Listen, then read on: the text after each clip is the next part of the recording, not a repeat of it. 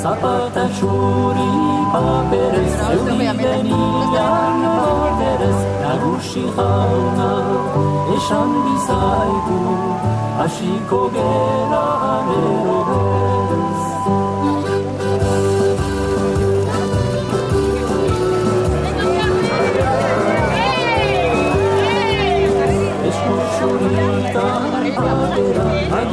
Bueno, ikusi izan duzu modura, ez da izan balizoko irteria, aurreratu den dira, irutraineru, ondarri bitxarra gorra zondiok euren balizan txintxo, baina beste irurak aurrera izan dira, juezak erabaki beharko da den naurri izan da aurreratu gara.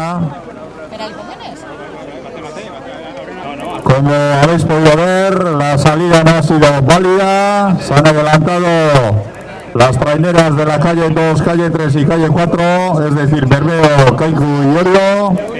Los ondarribitarras ahí están en su baliza, pero las otras tres han adelantado. Por lo tanto, se tendrá que volver a realizar la salida. ¿Qué dice la radio?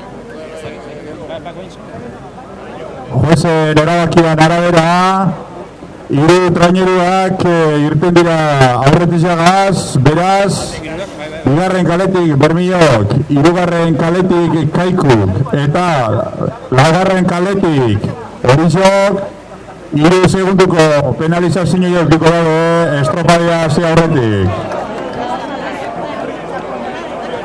Los jueces han determinado que la salida nula ha sido de Bermeo por la calle 2, de Kaiku por la 3 y de Hoyo por la 4, y por lo tanto esas tres traineras tendrán una sanción de 3 segundos antes de empezar la regata. A mí también me parece normal.